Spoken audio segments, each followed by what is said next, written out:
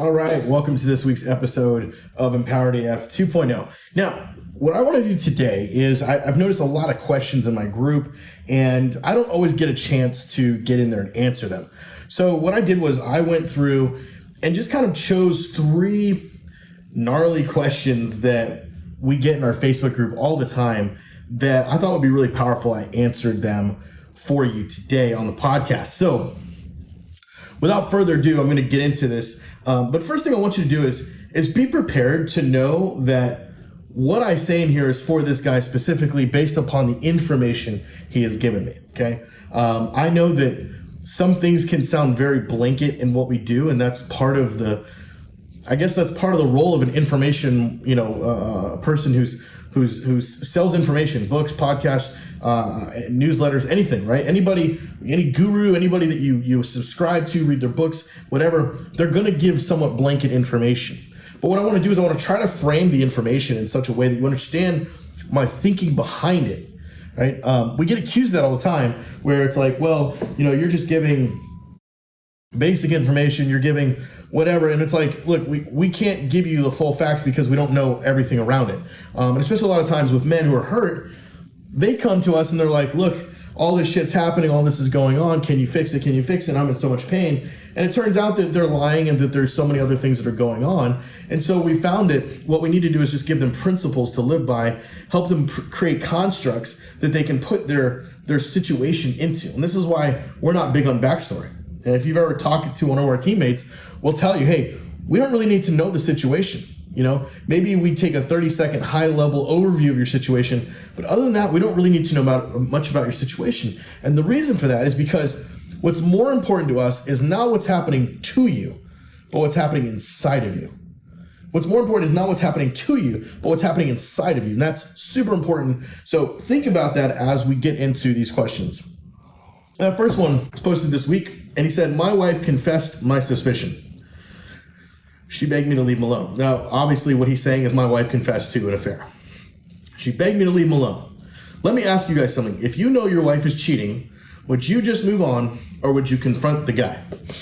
Now, here's a man who lives in a either or world, right? He's like, would you do this or would you do this?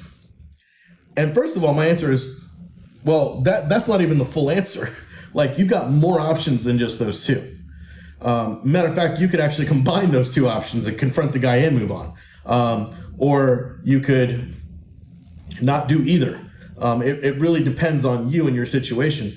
But what I want to get into is the thinking behind this. This is what I call classic childhood thinking, or a teenage boy thinking. When a man presents his question like this, he's coming at it from his teenager self, his 13-year-old boy self, right? He's not coming at it from a real man's standpoint, because a real man knows, number one, confronting the guy is going to do what, right? What's it going to accomplish for you? Leaving her just because she cheated on you, what's that going to accomplish for you? There's now, at the end of the day, again, this is what I'm saying. It's not a blanket statement. What I'm trying to do is give you construct. Leaving your wife might be the best thing for you. I don't know. I don't know your situation. Confronting the guy may or may not be the best thing for you. More than likely, it comes back to this: is what kind of man are you? What kind of man were you before all this happened?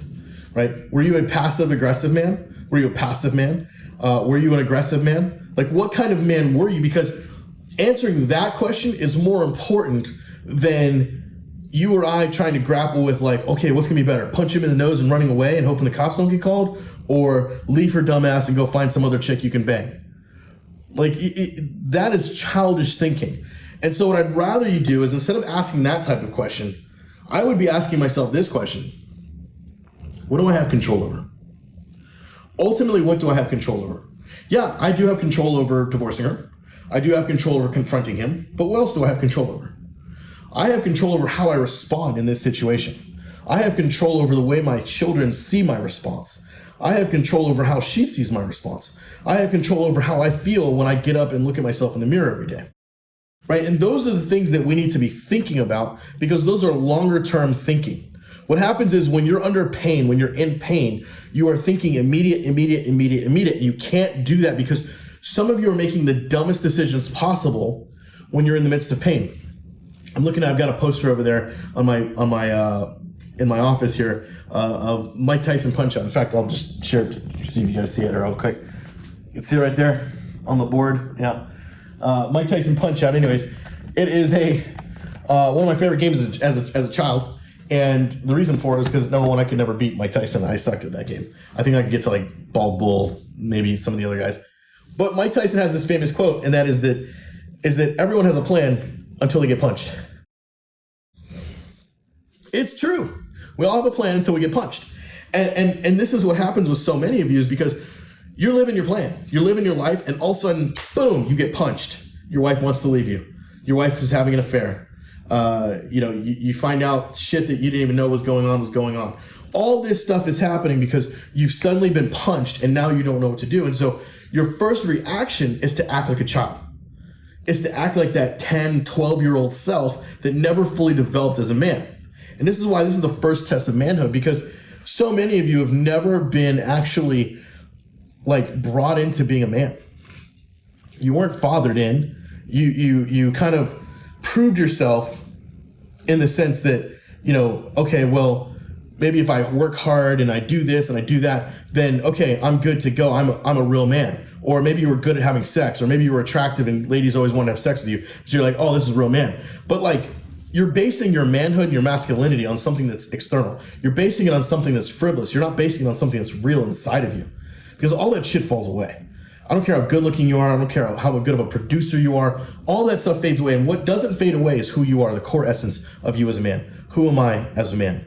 So this guy asking this question, if your wife is cheating, would you just move on, or would you confront the guy? I think it's a childish question. Like, the better question is, what do I have control over, number one? And then number two, what kind of man do I want to be at the end of this? At the end of finding out my wife is cheating, at the end of all of this, what kind of man do I want to be? Is it necessary for me to confront this guy? Is there some reason that I should confront this guy? Maybe you do have a reason. I've heard of situations where like maybe it's like a pastor or something like that, somebody in authority over this person, and they're in authority over other people, and this is almost like a dangerous abusive type situation.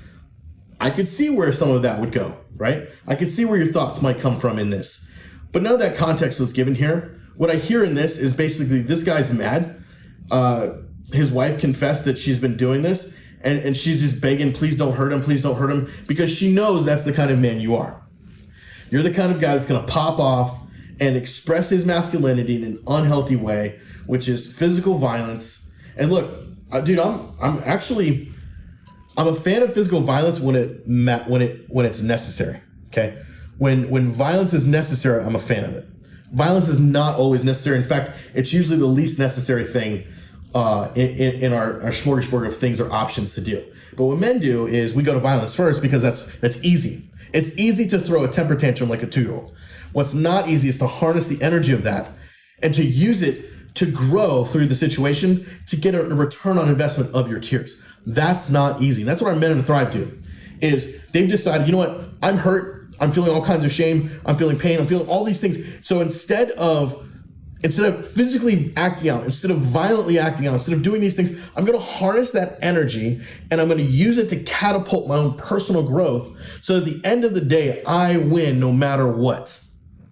This is what we do in Thrive. This is what we do in Empowered Man, as we put men in the most powerful position possible to either win their wife back and create a new marriage, or to win their life back, or to do both, and to move on and be the healthiest, happiest that they ever could possibly be. Because most guys just don't know how to do that. And that's what we do. All right, the next one. I just joined the group and I'm searching for insight. My wife and I have been married for 8 years, together for 10. She told me a few years ago that she was struggling with the marriage. We started counseling, communicating, everything. I've made almost every change that she has wanted me to make. Whew. I know where this is going. August 23rd, she breaks down and tells me that she hasn't felt in love with me for a while. And here comes the backstory. Guys, just based on the first couple sentences alone, I already know what's happening. I don't need your backstory. You're wanting to share your backstory because you want to feel heard and understood. And I get that. That's what support groups are for. We're not a support group. We're a coaching group, and coaching groups are going to take you where you're at. We're going to understand what we need to understand and then quickly get you to the next thing. Recently, I went to the doctor, and The doctor asked very poignant, direct questions about my symptoms. What's going on? What is this? Why is this happening? Okay, let me look at you. Okay, and he quickly diagnosed me. Now, imagine me going to the same doctor and going, yeah, and then, my wife is, just been really mean to me lately. And so therefore it's, causing me to feel a certain way and all this. And the doctor will be like, wait a second, Mark, I'm here for you. I can't fix what your wife is doing. Okay, your wife is eating out a lot and she's getting overweight. She's gaining weight and all this stuff. But what does that have to do with you and you're gaining weight, right? Imagine that as like both of you are gaining weight and you're sitting over here talking about her and how she's eating out a lot and causing all these things and it's causing all these problems with you. And it's like, but what does that have to do with you? You have to own you. I can't fix her. And so the doctor's going to say the same thing that I'm going to say to you, which is your wife isn't here in this room with you. It's just you and us. And all we can do is deal with you and your shit, because your shit stinks. It's a massive pile of shit and it smells horrible. It smells horrendous. Your shit stinks. I'm telling you guys. Some of you, your armpits stink because you don't put on fucking deodorant. Well, it's the same thing with your bullshit, the excuses, the lies, the things that you make up that you're telling yourself to appease your little ego so that your ego doesn't feel so hurt. It stinks. And I'm telling you this because I know, because my own shit stinks. Anytime I try to come with some sort of lie or anytime I tell myself a story, it stinks because I'm not owning my shit. I have to fucking own my shit. I have to live this stuff. So you go in the backstory, all the changes I just made, not enough to bring back the love she lost me in the past. She admits that I made the changes and put in the work. It's pretty much been too little too late, which we hear this all the time.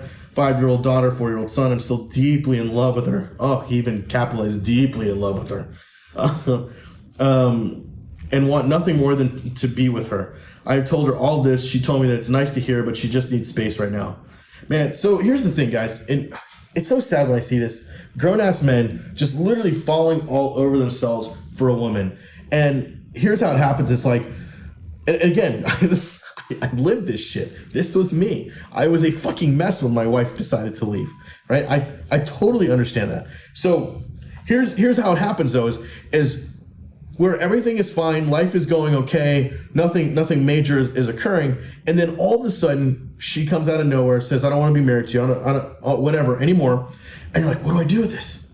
Oh my God, and you start to think about all the bad shit you did. You start to think about the fact that you didn't give her all the attention. You start to think about that you didn't always want to listen to her, that you'd rather play your video games than listen to her. You'd rather go out with your buddies than be with her and all these other things. And you start feeling very, very guilty for what you did wrong. You feel like a bad boy because somewhere along the line, somebody told you you're a bad boy. You can never be a good boy. You act up. You're always being a jerk, blah, blah, blah. And so you believe, and you have this belief inside of you that you're a bad boy. And so when she leaves you, it's literally affirming that belief inside of you that you're a bad boy, that you don't deserve a good wife. And so you've been sabotaging. And then once you lose the thing, now it's, I'm deeply in love. I need my wife back. I was so dumb and desperate and I can't believe. And so to her, she's like, you obnoxious motherfucker.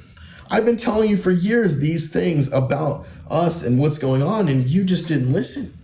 You wanted nothing to do with me. If you go back and watch my Welcome to Platteville episode, a couple episodes ago on the podcast, and you'll see me break down this conversation between a husband and wife on TV and how she basically had been telling him for years, I want change. And he's like, whatever. Until finally she was done. And now he's like, but you won't try?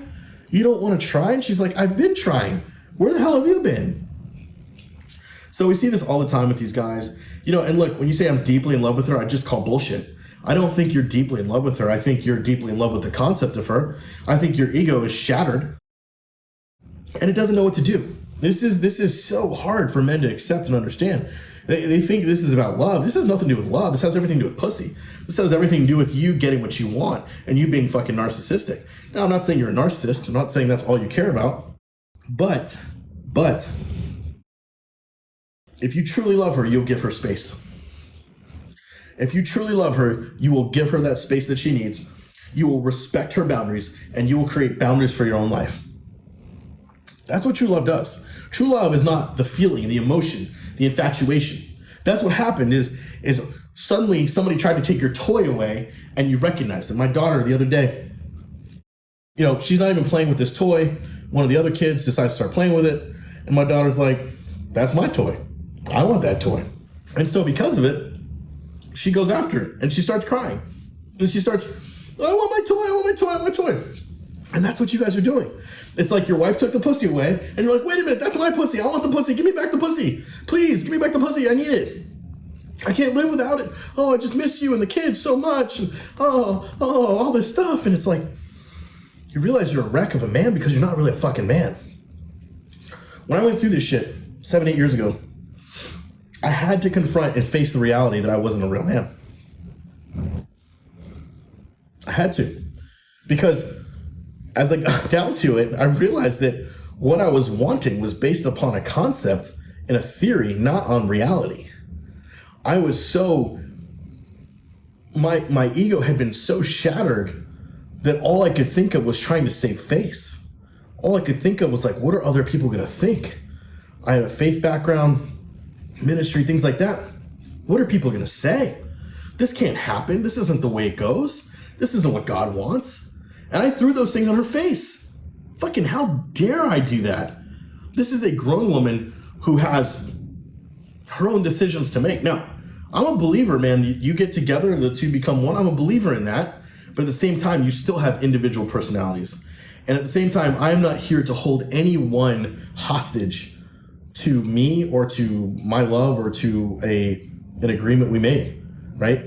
You hold someone hostage, you are just a manipulator. You're not actually helping her with anything.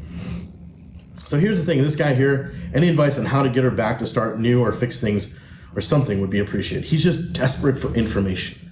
He's desperately seeking help where he's like, I don't know how to do X, Y, Z. I don't know what to do, blah, blah, blah, all these things. He doesn't know what to do. And so he's like, just tell me what to do. And guys, we're not here to tell you what to do. We're here to help you build a new foundation. We're help you build a construct to think through things and how you should be approaching life. You'd be amazed at how many guys come to our Thrive program and they come to us with the intent and the desire to basically create a marriage or to save their marriage. And they'll get 6 weeks in the program and they're like, holy shit, I don't think I want a new marriage with her. Guys, it took me a long time to recognize the fact that my marriage was over long before the cheating happened, that I had allowed it to go on way too long. Now, she had left me multiple times over the 17 years we were together, took kids, packed up, etc. And in that, I recognized I was so hurt by that, I don't think I fully let it go, and I don't think we fully ever healed from some of those things. And then it just continues to get worse, gets worse, gets worse, it gets worse, to where you wake up one day and you're like, oh, I love this person, but that's because out of comfort, out of familiarity versus out of true, like, I am committed, I am in covenant with you no matter what, and I feel these things for you. And that's where it gets tricky, because love is not a feeling, love is a commitment more than anything. So with this guy, what I would say to sum up and to answer his thing is, number one, again, what can you control? You need to be focusing on you right now. It's like, what is one thing about you that needs to change? What is one thing about you that needs to change? Because you can't escape you. She can escape you, but you can't escape you. Think about that. Your wife can file for divorce on you, but you can't divorce yourself. You hear me, guys? You cannot divorce yourself. You cannot escape you. You can't pay yourself child support. You can't pay yourself alimony. You cannot escape you. You are with you till the day you die. So you might as well own that shit. And you might as well learn to understand who you really are. And as you learn to understand who you are, there are going to be parts of you that you're going to be disgusted by and that you're going to want to bury. And maybe it's time to bury it. Maybe it's time to put away childish things. Maybe you've been holding on to childish things that aren't necessary for you anymore and that you don't need to live with anymore. It's possible. All right, the final question here is, how do you know if you're being tested? This guy. How do you know if you're being tested? That question alone just comes from such a place of childish thinking, comes from such a place of manipulation, where you are assuming that your wife or fiance in this situation is manipulating you, and you're falling for it. Like, that's the crazy part. Like, you pretty much know that she's manipulating you, but you're like okay with it. It's fucking weird, man. Like, this is weird. How do you know if you're being tested? Like, if my wife tried testing me, I'd be like, what the fuck are you doing? Like, we're in this thing together. We're committed. There is no testing of me. Now, maybe earlier on in the relationship, there's certain things that you're looking for and values that you're wanting to understand, but you don't test the person. Testing them has everything to do with insecurity, has everything to do with fear. And let me tell you something. Where there is love, there is no fear. I'm a big believer in the scripture that says where there is perfect love casts out all fear. You cannot have fear and love in the same place. It just doesn't happen. It just doesn't happen. It's impossible. Because if there's fear there can't be love. And if there's love there can't be fear. Like, you can't have both. It's oil and water. They don't go together at all. So he goes in as my fiance gave my ring back because I wasn't supporting her when she needed me the most. Her teenagers moved in with their dad in another state. I figured if she wanted to talk about it, I'd leave it open. I didn't want to pry, get it out of her. She started to cry. I was trying to comfort her. Instead of talking with me, she talks at me and I act on impulse, get defensive. Oh my gosh, she yelled at me. This is like Jerry Springer shit. Get the F out. So I assumed to leave. And by meaning leave, she said I walked out on her when she needed me the most. Later to find out she just wanted me to leave the room, not the house. Again, guys, maybe there's some women that test you, okay? I can't sit there and say women aren't testing you. But I would say most women are not testing you. Most women are having an emotional experience that you don't know how to fucking deal with. It's plain as simple, right?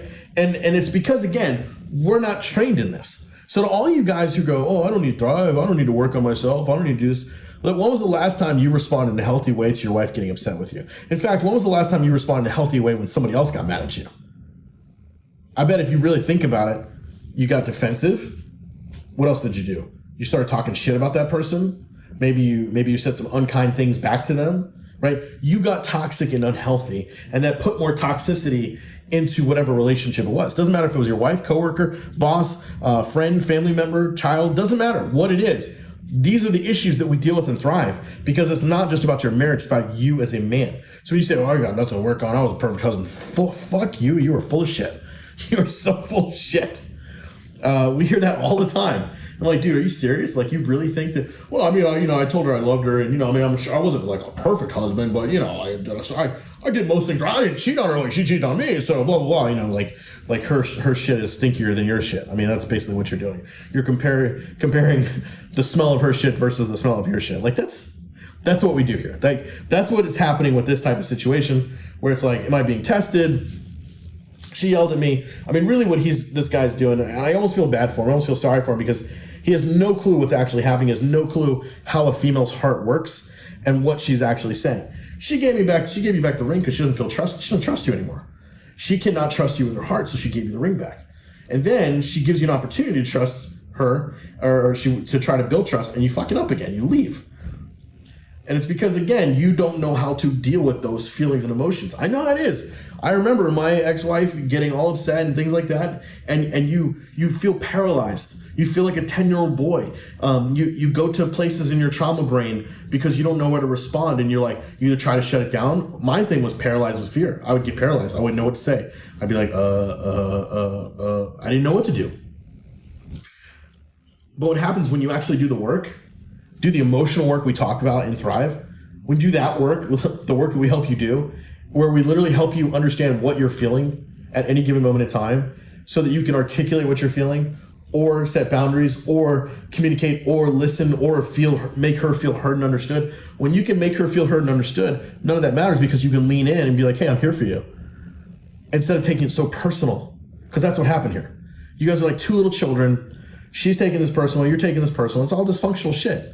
This is why it's so important to guys that you learn how to be a man regardless of what your wife does. Because there are so many of you right now that you're married to women they just don't have it. They're immature. Some of them have mental health disorders, but we don't blame that on the dysfunction of our marriage. What we have to do is look at us. As I've said, controversially, there's no such thing as bad marriages, only bad husbands. And that is because I believe that as a husband, you are the leader of your marriage. If your marriage goes to shit, it is your responsibility. It's not your fault, it's your responsibility. It's not your fault, it's your responsibility. The difference is fault is shame-based, responsibility is leadership-based. What I mean by that is that if you've never heard me say this before, and that is that when you say, oh, it's my fault in my marriage, oh, you're full of shit. No one's saying it's your fault. What we're saying is it's your responsibility. Fault means I'm a bad man, I'm a bad husband, I'm a bad blah, blah, blah, whatever. It's an identity. Whereas the responsibility of having a marriage is a fault, where you can just literally say, my marriage went to shit, I own it, I'm going to work on it, I'm going to work on being a better husband, regardless if she comes back or not.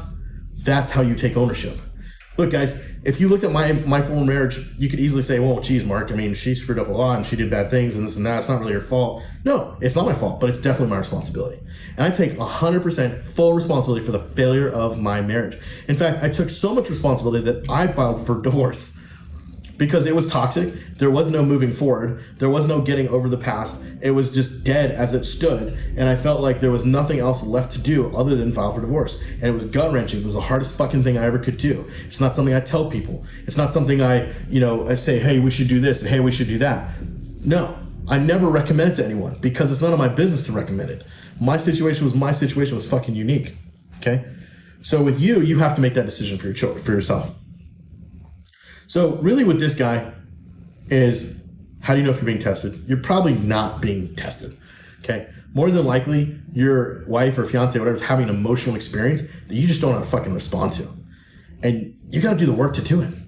Like, I can sit here and I can tell you all the things, but you know what really works is getting an environment of men that are actually living and breathing it. And if you think the Facebook group is great, it's not. It's nothing compared to what we do in Thrive, in our workplace. It's a private community with men 24/7 chat with guys going through all the shit you're going through. But instead of complaining about it, they're applying the tools we give them to level up. And you're like, Mark, I've never been a part of that. Yes, you have. If you've been to any type of trade school or advanced training, you know what it's like to involve yourself. Or maybe you got trained on the job. Maybe you were an aspiring mechanic, right? And you learned a couple things in school to be a mechanic, but then when you got onto the job and you surrounded yourself with other mechanics, you became a mechanic. Or maybe you were an athlete and maybe you learned about it. Maybe you read books about being an athlete, but until you put yourself in the situation where you're surrounded by other athletes, you don't really become an athlete until then. And it's the same thing with here. You can read about being a man. You can watch all the videos about being a man, but until you put yourself in a scenario, in a situation where you're surrounded by other men that are living this thing, this empowerment life, until you're surrounded by that, you're not really living your manhood, right? It takes other men to bestow masculinity. And some of you have never been fathered. You have no idea what it's like, and that's why you suck as a father. Or maybe you're more like a big brother to your kids because you don't know how to father them. And maybe you're easy, I see a lot of you guys are young fathers, and you're like, oh, you're so good with the kids. Yeah, they're 3 and 4 years old. And I'm not saying that's an easy age, right? Dude, I get it. I've had 7, right? But what gets hard is when they become older children and they become teenagers with their own minds and and you don't know what to do. I thought I was a good dad until they became teenagers. And I realized, shit, I need to level up my own masculinity. I need to level up my own fathering here, because if I don't, they're going to walk the fuck all over me. They're going to do the things that they think are okay, and that's not okay. And I'm not going to show up that way. And so I've had to challenge myself and level myself up and get around other dads that can challenge me as a father of teenage kids, right? And it's not to lord over them or to make them a certain way, but it's because they're still in my house. And until they're gone from my house and until they're adults on their own, I'm responsible for them. I'm responsible for what happens to them. I'm responsible for decisions they make, et cetera, et cetera. And it's definitely an area that I'm constantly trying to get better at and live in the moment. So look, guys, if you're in that place and you're like, man, this was a lot, Mark. There's a lot of shit happening. There's a lot of stuff going on. And you're like, I don't know if I can do this on my own. You know what? You're probably right. Maybe you can do certain things. Maybe you can learn some tools. You can learn things here and there, but there's something powerful about investing financially in your own growth. Because look, a lot of you have not. You've been cheap ass motherfuckers. You don't value yourself. You're like, oh, I'm in therapy. Yeah. Who's paying for therapy? Most of the time it's your employer, not you. Right. And when you have all that kind of stuff happening and you're not investing in yourself, what are you really investing in? Beer? Monday Night Football? Porn? Like, what are you actually investing in that's going to grow you? Your car can't grow you. Your 6-pack can't grow you. Maybe grow your belly, right? Maybe your CrossFit can grow your muscles, or maybe your gym can grow your muscles, but it's not growing your emotional muscles. And that's what we do at Empowered Man. That's what we do in Thrive. And so if you're at a place where you're like, dude, I don't know much about this stuff. I don't really know what it's like to even be a man. I don't even really know what it's to be a husband. Like you finally have like started to figure out like you don't have all the fucking answers and you're ready to level up. I'm going to challenge you to get on a phone with one of our advisors. empoweredman.co/book. I'm going to challenge you to get on a call with one of our advisors so they can help you create a game plan for getting unstuck, for being able to powerfully move forward to become the most empowered version of yourself possible. Not the best version, the most empowered version of yourself. I think the best version is selling yourself short. I think that's some life coach guru bullshit. Become the best version of yourself. No. Empowered version. There's something more powerful about that word and becoming that kind of man. And that's my desire for you, is that you would be so full of joy and life and love and power and strength that you would walk from that place so that other people around you, as you produce that kind of fruit in the world, that you're maybe soon to be ex-wife or your kids or whatever, they're going to start to eat off that fruit. Like, man, you're so much more joyful. Man, you're so much more happy. Man, wow, you just feel more powerful. Presence is everything. If you don't know, you've never been in my presence before, you don't really know me. A lot of guys will say, man, when they're in my presence, something different because I carry myself differently. I hold a presence.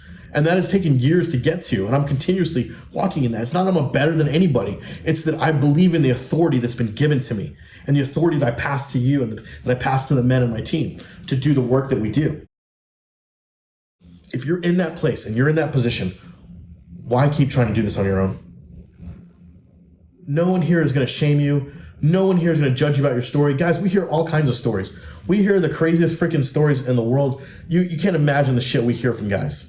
I don't care if you've been the one cheating. I don't care if she's the one who cheated. I don't care what's happened. I don't care if you've got 15 kids, 5 different baby mamas. None of that shit matters. What matters is that you've decided, I want to become an empowered man, and I'm done living a disempowered life.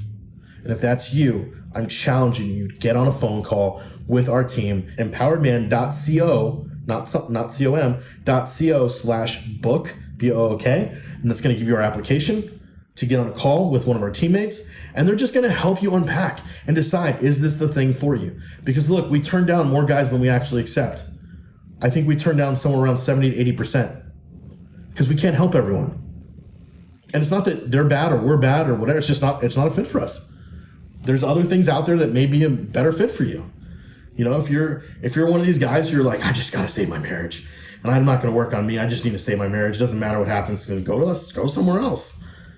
But if you're the kind of guy who's like, you know what, I've gotten to this place where it's like I've detached a little bit from the outcome and I'm not scared as much as I was before, and I'm ready to do some hard work on myself to look introspectively. Again, we're not therapists, guys. We're not fucking therapizing you. Coaching is more about giving you tools to move forward than it is to, is there some inner work that we're going to do? Yeah, we're going to do a little bit of inner work, right? There's going to be some healing stuff that's going to happen, but it's going to be powerful and it's going to be practical. Like the tools we give you in Thrive is unlike anything I've ever seen before. I've been in a lot of programs. I've been a part of therapy, coaching, etc. Nobody does what we do at the level we do it at. And again, I've been around a lot of different men's groups, masterminds. For 20 plus years, I've seen a lot. And I'm not saying that, hey, we're the best, but I think we are. I think we've got the best program for men who are wanting to take back their own masculinity and empower themselves with confidence, power, and freedom again. That's what we do in Thrive. And I want to invite you into that. It's empoweredman.co/book, empoweredman.co/book. And we'll see you inside.